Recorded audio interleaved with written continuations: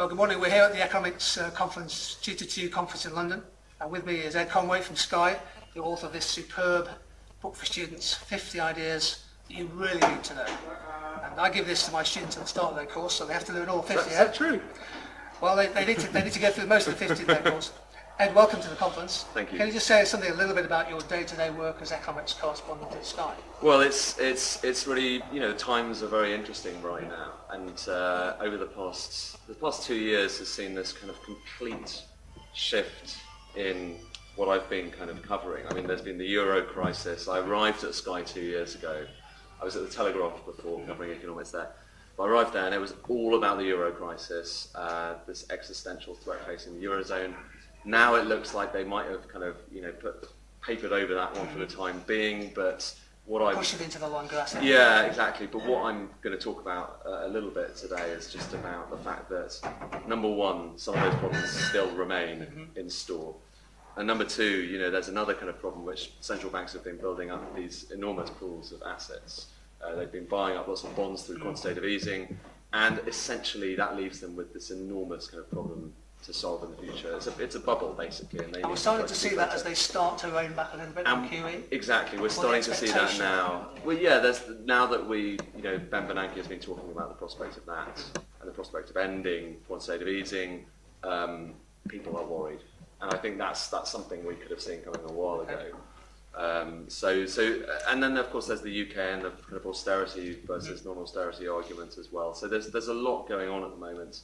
And I think a lot of these problems will keep recurring for many years to come because we've built up what are enormous kind of hangovers that are going to take a long time to unwind. So what do you see as your main role as a kind of Sky economics commentator?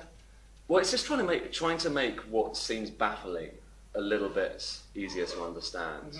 Because all of this stuff is relevant, as you know as well as I do. It's all relevant. It's just the way in which you frame it.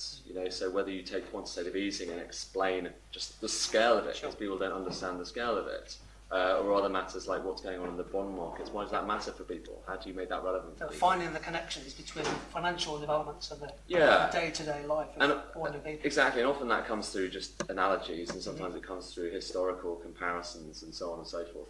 But I like data and charts, and although I struggle to get them on television all the time, I think that they tell the story amazingly. So things like Twitter, which I know you use a lot. Sure. Twitter has become this brilliant medium for spreading these little nuggets of information, which are so important to economics. You spent a bit of time in the USA on a course at Harvard, I think. I did. What kind of things did you take out of that course in terms of informing your coverage of politics and economics? It's a very fertile place. There's, amazing kind of professors there. It's wonderful to be able to converse and to learn from these people who are the world experts in whatever it is, whether it's Marty Feldstein, who's one of the great tax experts ever, or Larry Summers. I was taught by Larry Summers. He had just come out of the White House, and then he came and taught a course at the Kennedy School where I was studying.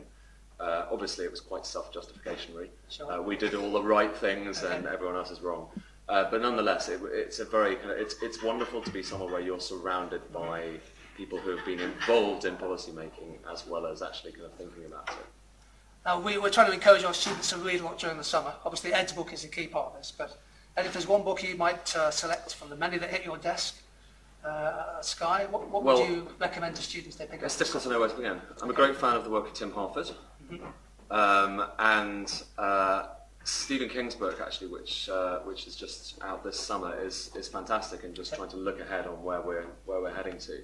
But I'm continuously looking back, because what we're going through right now is in many ways a repeat of previous moments in history.